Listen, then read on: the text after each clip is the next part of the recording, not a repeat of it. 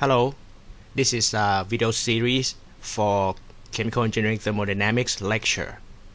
At this point we are at lecture 3B, which is related to equation of state, and the content of this lecture corresponds to chapter 3 of the textbook written by Professor Smith. In part 1 of lecture 3B, I mentioned the first equation of state, which is ideal gas law, and I show you several cases using ideal gas law. For this lecture, we will move on from ideal gas law to this part. This is the modification of ideal gas law so that the equation can predict the behavior of gas at higher pressure better than ideal gas law. As I mentioned earlier, ideal gas law has limit that it fails, or the error of the prediction will be relatively large when the pressure approaching high pressure, because ideal gas law does not take account for the interaction of molecules, and when pressure is higher, molecules become closer together and interaction becomes dominant. So this lecture will focus on the correction of ideal gas law using the parameters called compressibility factor. In order to define that parameters, we have to start with the equation called Virial equation. This equation is basically a polynomial to represent PV with respect to some function. The equation was derived based on equation like this. Normally, when we try to predict something, let's say you have data set, in order to create a function that represents the whole data, the obvious choice would be polynomial. If you increase the number of terms included in this equation, the higher the number of terms, the better in terms of accuracy of prediction. So in this case, we will try to represent PV data using polynomial in terms of pressure. Okay, so have pressure to the power of 1, 2, 3, and so on. If I take A outside of this equation, leaving this part, now A itself would be taken to be function of temperature. The green part would be function of both temperature and species. What does it mean? It means that if you want to use this equation, you have to identify these variables or these parameters B prime, C prime, D prime according to the species that you consider. If you consider the system containing water, the B prime, C prime, D prime will be one certain set. If you consider carbon dioxide, that would be another set. Okay? Also, these parameters depends on temperature as well. So even though you consider the same components, but if the properties of the state, if the temperature of the state is changed, the value of these parameters is supposed to be changed as well. Okay? The reason that all of these parameters are supposed to be the function of temperature relies on the fact that this equation was modified from ideal gas law, and from the ideal gas law, the right hand side is RT, so therefore the right hand side of this equation must be a function of temperature as well. Okay? In order to find these variables, if I take the limit when pressure approaches 0. By physical meanings, pressure approaching 0 means that the behavior of the gas should approach ideal gas, because the interaction between molecules can be neglected as pressure are approaching 0. Mathematically, you see that as pressure on the right hand side are approaching 0, all these green terms would become 0, and PV on the left hand side would approach A. Okay. Experimentally, when the scientists trying to collect data to fit this equation, they collect data of pressure and volume of several gases at various conditions. Please note that this equation was written for some particular temperature. So in this case, if the temperature was chosen to be 273.16 Kelvin, and the data for various gases. Okay. Once you collect pressure and volume data, you can multiply them together to get the vertical axis here, and then plot that with respect to pressure. Of course, that the data collected might not have the whole range of data, but we can project the line or the graph toward when the PV when pressure approaching 0. That means we are projecting the data to get the intersection toward this vertical axis. Amazingly, it was found that no matter what kind of gas you're using, the intersection line here would be the same value. So just like in this cartoon, even though you consider oxygen or hydrogen, the actual behavior are different. You can see that oxygen is going down while hydrogen is going up, but the intersection point are the same. Okay, and this value, according to this model, is supposed to be A. But you also know that the limit here, or experimentally, at this temperature, from the value measured from the experiments, was obtained to be this number in this unit. Okay.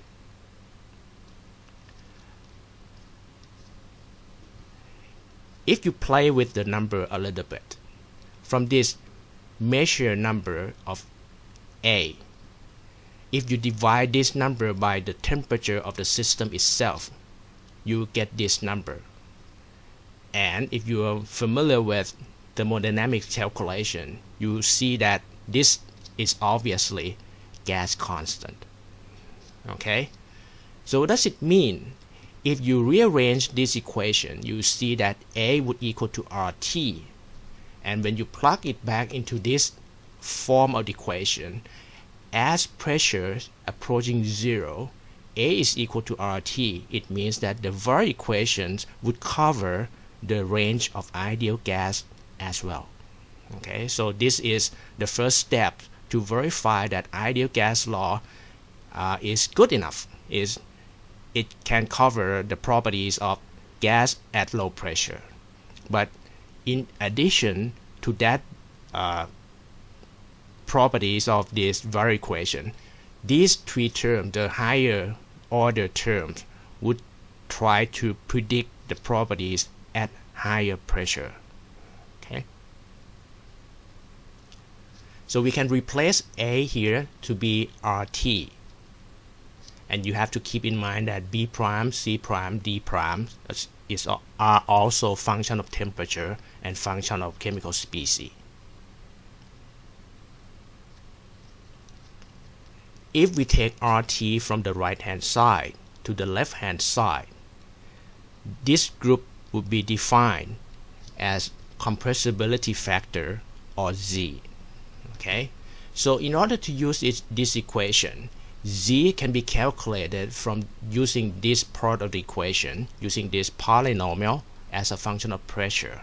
Once you get the value of Z, then you can plug into this part of the equation PV equal to ZRT, and then use pressure, temperature, and volume of the system into the equation, and then you can predict the properties better than the ideal gas law.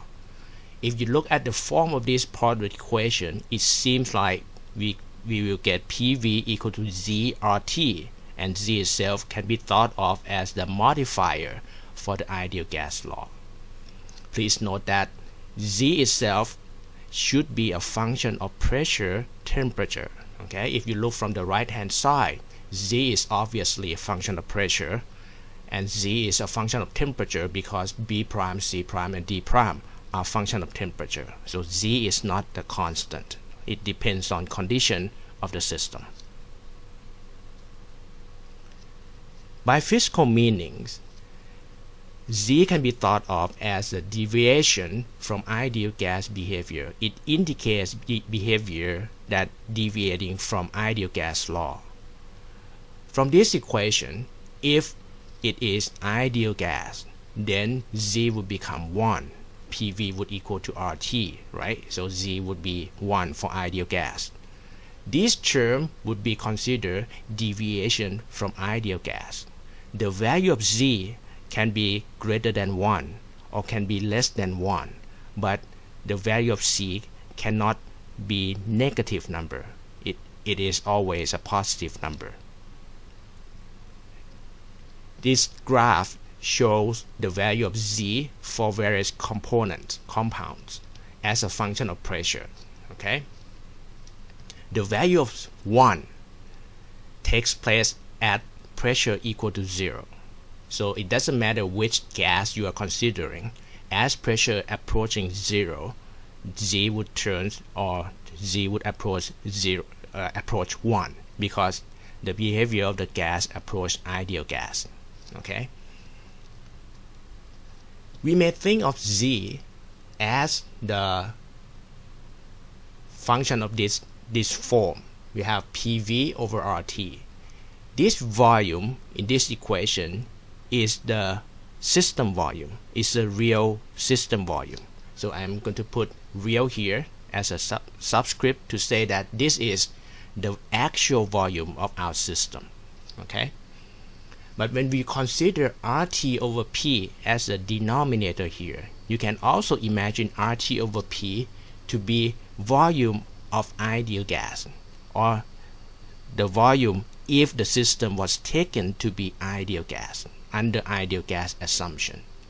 So Z itself can also be thought of as a ratio of the volume when it is a real volume with respect to the volume when it is assumed to be ideal gas. Okay? So if the ratio here is 1, that means we do not consider interaction amongst molecules at all. So it doesn't matter how high the pressure would be, how close the molecules would be with respect to each other. There will be no interaction under ideal gas assumption. So Z would be 1 all the way along this horizontal line for ideal gas or perfect gas. Okay, so this position represents no interaction among molecules of gas. On the other hand, when Z is less than 1, when Z is fraction, okay, what is happening?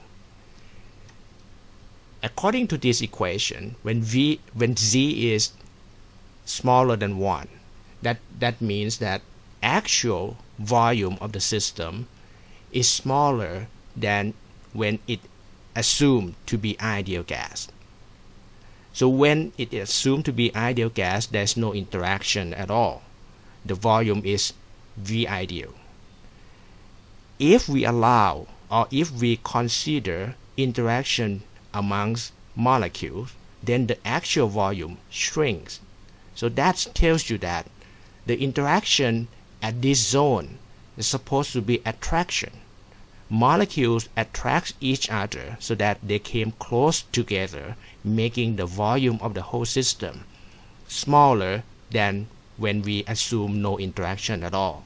Okay, so this zone means that the gas that we consider now have the attraction within or amongst the molecules. On the other hand, this zone Z is greater than 1. So that means the actual volume of the system when we taking account of the molecular interaction now is greater than the volume when we don't consider interaction. So that means this interaction must be repulsion. Okay, molecules repulse each other so that the volume is greater than when we neglect the interactions. All right. So if you consider this graph, you see that different molecules may behave differently, but normally when pressure is very high, all molecules would share the same behavior. They would always have a compressibility factor greater than 1. That's because at high pressure, at relatively high pressure, you squeeze molecules or you force molecules to be closer together, and electron cloud of the molecules tends to repulse each other. So at high pressure, doesn't matter what kind of gas you have, Z is usually greater than 1. At low pressure, on the other hand, it depends on nature of your molecules. For instance, ammonia here, you can see that Z would have much lower, C is much lower compared to methane, because ammonia has lone pair electrons which can attract proton from another molecule's neighboring molecule. So attraction force would be much more dominating for ammonia. Okay. But some of you might notice that ammonia here will never have this part of the graph. The compressibility factor of ammonia will not reach the value greater than 1. That's because at this range, when you increase the pressure, ammonia condenses into liquid. So this behavior is a behavior of gas only. So that's why the line for ammonia stopped here, because it starts to change into liquid. Okay. Just for the side story, if you consider ideal gas behavior, ideal gas will never turn into liquid because it lacks interaction amongst molecules. Without the interaction that brings molecules closer together, ideal gas can never condense into liquid. All right. Let's get back to Virial equation. Okay, this is one form of Virial equation. It is the form represented by polynomial as a function of pressure. We can also use another form of polynomial by representing compressibility factor as a function of volume. Okay, but since pressure and volume are related inversely, when you have high pressure, the volume will be small. When you have small pressure, the volume will be large, right? So if you want to represent compressibility factor as a function of volume, the volume must be the denominator. Okay, so we have V squared, V cube as a denominator here.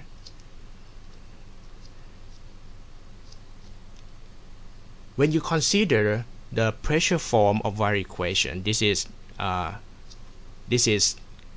people come up with this pressure form by looking at the mathematical aspect. But for volume form, each term has physical meanings associated with it. In statistical mechanics, it describes that the first term, the B over V term here, is associated with two-body interactions. What does it mean? When you have molecules within gas, at one certain moment, there are interaction amongst them. Okay? Two-body interaction means that we consider interaction between pair of molecules. Maybe this pair, that pair, and so on. Okay? If you take account for the whole set of interaction, it means that you can predict the behavior of the gas much better. Okay? So this term represents two-body interactions. The next term, C over V squared, take accounts on three-body interactions. Just looking the same cartoon here, three-body interaction means that now we are looking at interaction among three bodies. Okay? So that means if we add more term into our equation, we are looking at more complete picture of the interaction within the gas. Okay, so the more term that you use, the better the prediction. So these two forms can be used interchangeably. If you prefer, you can use pressure form or you can use volume form. But you have to notice that the parameters here, B prime and B, are not the same. They are totally different in numbers and different in unit. So if you look up from the textbook and you get the number, and when you're not sure whether you should use the pressure form or use the volume form, I would suggest that you look at the unit of the parameter itself. If the unit is a unit of volume, then it must be used in volume form. But if the unit is inverse of the pressure, then it means it is the function. It will be used in pressure form. Okay. The correlation between parameters in pressure form and in volume form can be converted back and forth according to this relationship. B prime and B are related, as well as C prime and C, and D prime and D, and so on. Okay.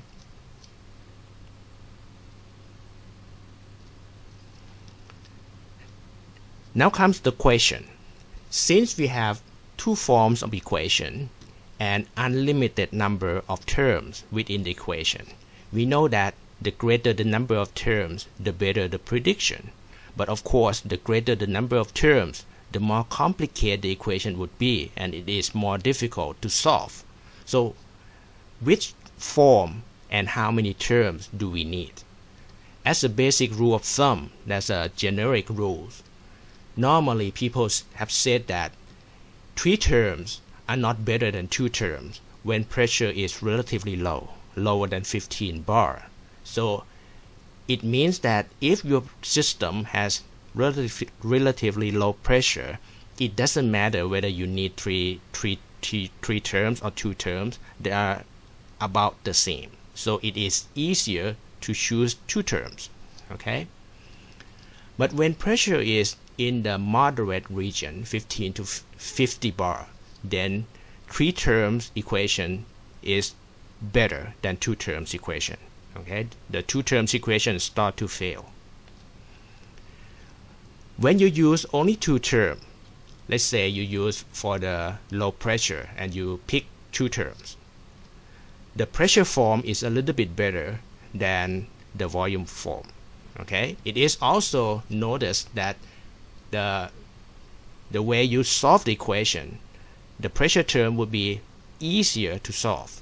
Okay, for the volume term, it is a little bit more complicated because the power term is at denominator. So when you use 2 terms, the pressure form is a little bit more preferred. However, if 3 terms are used, volume form is better, is definitely better, especially at high pressure. So if you consider these 2 sentences, you see that volume form would be more versatile. So either high pressure or low pressure, volume form can be much better. Okay, so it is better at high pressure, it is okay at low pressure. So normally people would prefer volume term. So when you try to look up for parameters for Virial equation, normally you see B, C, D instead of B prime, C prime, and D prime, because people often use volume term. The problem about Virial equation is that the parameters B, C, and D depends on substance. It depends on what kind of compound you are considering. And of course, it depends on temperature. In general, some reference represents these parameters as the table. So you need to pick proper compound and pick proper temperature, and then you can read out the value. But it is not very convenient at all to look it up like that. So people have tried to come up with the idea that we can convert these parameters as a function of something more common, something more specific, or being characteristic properties of compound. Okay,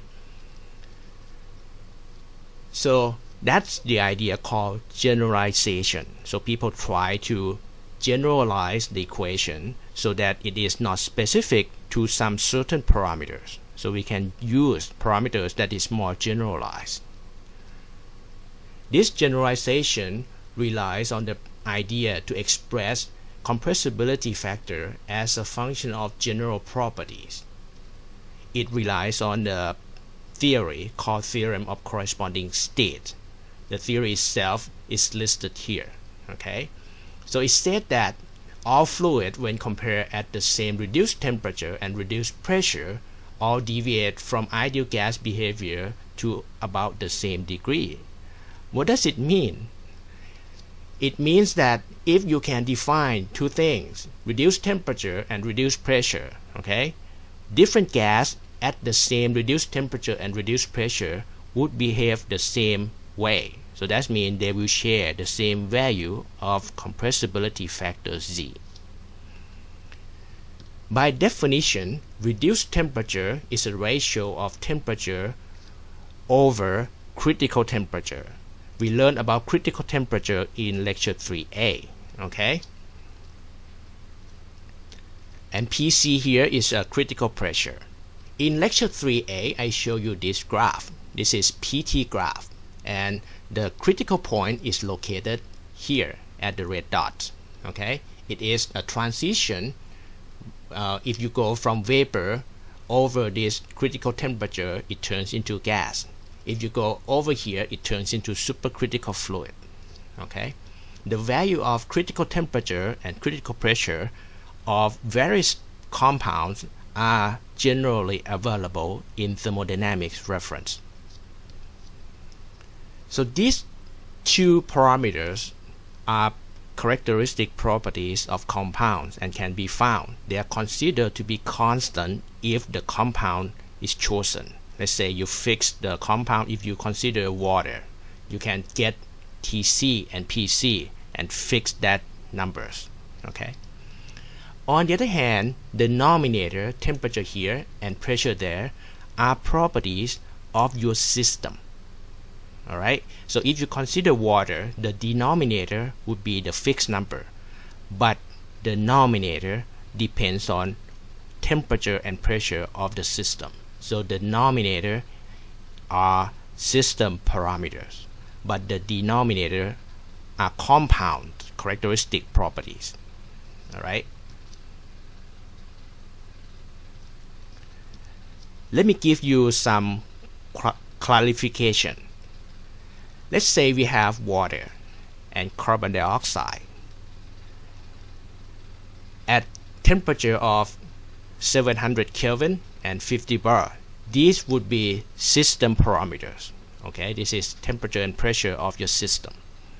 If you calculate the compressibility factor of water and carbon dioxide, you get this number. You can notice that for water, compressibility factor is less than 1. Because water has lone pair electrons which can attract proton forming hydrogen bond. Okay, so molecules of water attract each other. So therefore, attraction force is dominating and compressibility factor is less than 1. Alright. On the other hand, carbon dioxide under this relatively high pressure, carbon dioxide has no, is not a polar molecule, it is non-polar. So when you try to squeeze molecules together, then the repulsion force start to dominate. So that's why the compressibility factor is greater than 1. Okay, so these two numbers are considered different, and you can interpret the physical meanings accordingly. Now, if I change the properties of the system, let's say for water, changing from 700 Kelvin to and 50 bar to 744 and 55.14 bar, then the value of Z would change a little bit. For carbon dioxide, if I change the condition to 350 Kelvin and 18 bar, then I will get this value of Z relatively close to this value of Z for water. Okay? But you can notice that these two, even though they share the same value of Z or relatively close value of Z, the condition of system are different. But if you convert this temperature to reduced temperature by taking this 744 divided by critical temperature of water, if you take 350 divided by critical temperature of carbon dioxide, you will end up with this number. Okay, both conditions share the same value of reduced temperature and reduced pressure. Okay, so you can see that this theory tells you that under this red condition, these two compounds share the same value of Z. In actual calculation, they are relatively close. They're not exactly the same. Okay, so it means that this theory can be used regardless of what kind of species we are looking for. We can use this theory no matter which species we are calculating. In order to make sure, or in order to show you that the theory is true, okay, so this is experimental data. Different kinds of points or labels here. You can see that different system. This is methane, the circle is ethylene and ethane, and so on. Okay, so different kind of marks tells you different kind of molecules, but you see that as long as they share the same reduced temperature and reduced pressure, they have the same compressibility factor. This graph is called Z-chart. It is experimental data that was collected a long time ago, and it was the fundamental of the theorem of corresponding state.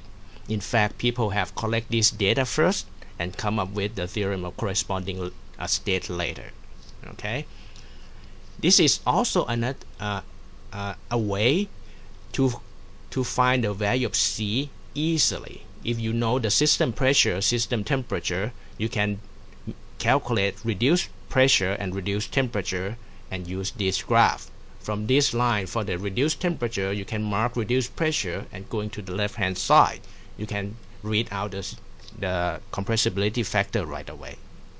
But of course, using data from graph is not convenient, especially if you want to use the computer to calculate the number for you. So this is less popular nowadays.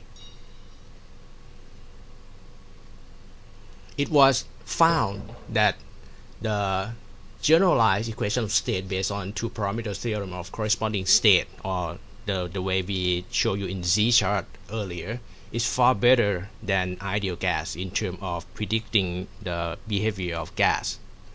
But it's still is not as good as experimental results. Okay, except some certain components or some certain compound, argon, krypton, and xenon. These three are called a simple fluid. Okay, so people have tried to explain the behavior. What are the common parameters that these three compounds have? Okay, first you might come up with the obvious reason that these three compounds or these three gases are inert gas. But it's not just inert, because helium itself is not when you try to predict the properties of helium, is not as good as these three compounds. So it's just not about the inertness of the gas.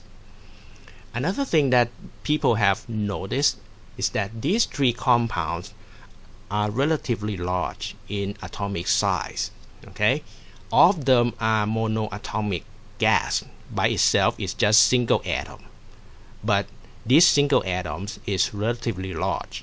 If you consider number of electrons in argon, about 18 electrons, it is much larger than 2 electrons in helium. Okay, so what does it tell you?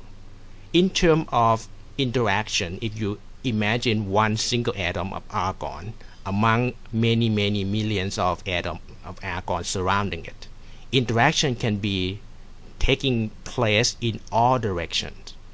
If atoms of argon is spherical, it seems like interaction in all directions are relatively the same. Okay, but if you imagine helium, which is not quite spherical, then interaction in some certain direction might be stronger than the others.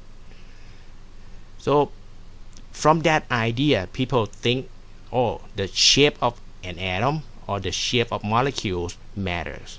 So they define one more variable called eccentric factor. By the name itself, it means center. This is eccentric factor representing non-sphericity of atoms or molecules. Okay, so it characterizes how non-spherical the molecule would be. The lower the number, the more spherical the atoms or molecules would be. The higher the number, the non-spherical would be. Then they include these variables in theorem of corresponding state, turning 2 parameters into 3 parameters. What does it mean? It means that at the same reduced temperature, same reduced pressure, and same eccentric factor, then the gases behave in the same way. Okay? So in order to represent compressibility factor or behavior of the gas, we need 3 parameters: reduced pressure, reduced temperature, and eccentric factor. This equation is the most simple one that used or relies on this theorem of corresponding state using 3 parameters. The equation itself is called Pitzer correlation.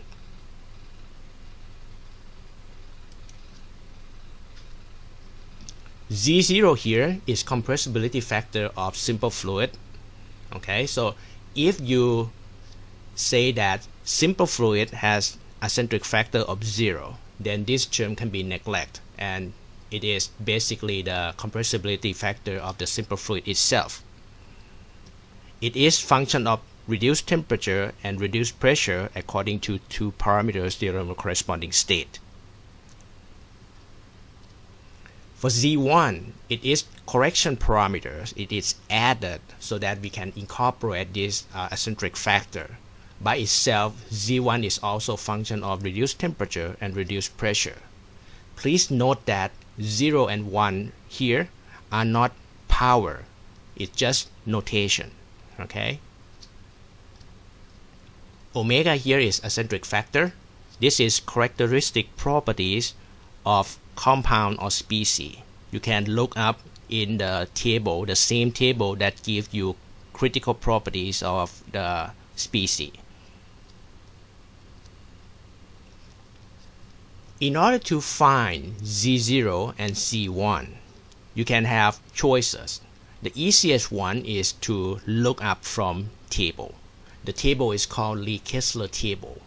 This table is presented as an appendix in many textbooks, and in our textbook is in appendix E. Okay, when you look up this Lee-Kessler table, please be very careful whether it is a table for Z0 or Z1. Okay, the table looks the same. The way it is represented is basically reduced pressure will be shown in the column, reduced temperature will be along the row. Okay, so if you know the reduced pressure of your system, you can go ahead and go down the column. For the reduced temperature, you pick whatever reduced temperature you have for your system, then this value would be value of Z0. Okay, for Z1 it will be exactly the same way. You just use the table for Z1. The good thing about this equation is that the first and obvious one is that it is very simple. The calculation is very simple and easy, and it is quite accurate in the prediction. Okay, the additional advantage of this equation is that it can be used for both liquid and vapor. Okay, it has capability to predict behavior of liquid as well. However, you should not use this equation to judge whether your system has liquid or vapor. In order to use this equation, you must have prior knowledge that your system is liquid or vapor, and use this equation just to calculate compressibility factor of your fluid. Okay, it cannot be used to make a judgment whether you have vapor or liquid in your system. The accuracy of prediction is relatively good for nonpolar compound, but it is a little bit error when you have a polar gas like water. So you have to keep that in mind as well. One more thing about this equation is that if the compound of your interest is hydrogen is classified as quantum gas, and whenever you see the word quantum, it means that the behavior is not conventional. It is weird in some certain way. So if you have hydrogen and you want to use Pitzer correlation, instead of using the actual critical temperature and pressure of hydrogen, you need to replace them by these equations. Okay? The critical temperature and critical pressure is actually the characteristic properties of compound. Okay, so for hydrogen, critical properties are fixed. It's not a function of temperature. But in order to use Pitzer equation for hydrogen, you have to replace the critical temperature by this equation. Now it is a function of temperature. Okay, so it turns to be system properties, not characteristic properties of a compound anymore. And when you use this equation, the Pitzer equation for hydrogen, the eccentric factor will be taken to be 0, even though the actual eccentric factor of hydrogen is not 0. Okay, and this is just, you can consider this as exemption for Pitzer correlation only for hydrogen. Now if we compare Pitzer correlation with Virial equation, let's say if I pick two terms, Virial equation in volume form, okay, 1 plus B over V, and I'm going to try to correlate these two equations together. If I change this volume into P over RT, this is not really true because this is the real volume of the system, and the system is no longer ideal gas. The conversion from V to RT over P is ideal gas volume, but this is approximation. Okay. Now, the pressure of the system can be related to reduced pressure. The reduced pressure is P over PC, so therefore P itself is PC multiplied by PR. Same thing applies for temperature. Okay, if we group these properties together, it seems to be constant, but you have to keep in mind that it is not a constant because the B itself, B here, is a function of temperature. Okay.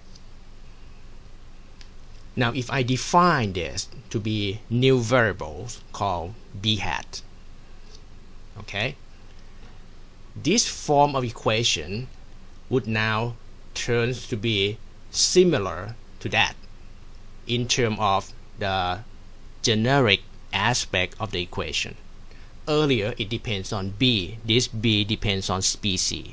Now we turn into reduced pressure and reduced temperature. It complies with theorem of corresponding state. In order to make this equation to be in similar form as Pitzer correlation, we are going to define B hat to be two terms similar to this equation, B0 and omega B1. When we introduce omega, we turn into three parameters theorem of corresponding state now. Okay. So if I plug this B hat to this part, to this equation, we will end up with this equation. And then I can highlight them into two groups. The red group is essentially Z0 in Pitzer correlation, and the green group is essentially Z1. Okay? Now I'm tying these two equations together. Then there are people proposing the way to calculate B0 and B1. If you use Pitzer correlation, normally what I showed you earlier is finding Z0 and Z1 using table. But using table is not very convenient, especially when we try to introduce this equation into computer. It would be preferred to have equation that the computer can calculate directly. So people propose this relationship. When you use this one. B0 is a function of temperature because temperature is embedded inside this reduced temperature. Okay, it is also function of species because inside this reduced temperature it has critical temperature, which is a function of species. So when you have temperature of your system, you can calculate B0, plug B0 in here, and then you can get Z value of your system. Okay, so this is more convenient, but it still gives you accurate answer as using Pitzer correlation. So doesn't matter whether you use Pitzer correlation directly or you calculate it from a Virial equation. Ideally or practically you should end up with the same answer. However, in detail, this correlation or this set of equation relies on assumption that Z0 and PR has some sort of linear relationship, which is not true because you can see that Z0 is essentially this term, right? And it has PR embedded inside, but in addition to PR it also have TR. So if for some certain value of TR, let's say TR is greater than 3, then you can assume that PR and Z are linearly correlated. Okay, because normally if this number is relatively large, you can take this to be a constant and you can get a linear relationship between Z and PR. But if reduced temperature is in this range, then PR cannot be assumed to be linearly correlated with Z for all range anymore. It is therefore limited to only about this range, 1.5 to 1.8, so that it will comply with this linear relationship. Okay, if TR is changed further, then the range of reduced pressure would change as well. So what does it mean? It means that in order to use this set of equation, you need to make sure that your system falls within this range of the limit. Okay, if it does not fall into this range, then you have to realize there might be some error in the calculation involved. Alright, so for this lecture as a summary, now we are here. We are modifying the ideal gas law using some modification factor called compressibility factor. The way to use it is that you can find out Z from these three ways. Okay, you can directly acquire from the chart. You can calculate it using Virial equation, or you can calculate using Pitzer equation. And in detail, the way you can calculate this Pitzer correlation can also come from table or from the equation. Once you get Z value, you plug into this simple form of equation, and Z can be thought of as the correction factor for ideal gas behavior. Okay, or for non-ideal gas behavior, I'm sorry. But you have to realize that this Z is not the constant. It depends on condition of your system. When you change temperature and pressure of your system, Z here would be changed as well. If you take this equation into the first law to calculate delta U or delta H, you have to realize that this Z is a function of temperature and pressure. When you take derivative, you have to take derivative of the Z term as well. You cannot take Z to be constant. Okay, so the next lecture will be focused on this part, the changing the structure of equation, and the lecture would emphasize on cubic equation of state. So that's it for this lecture. Thank you for watching.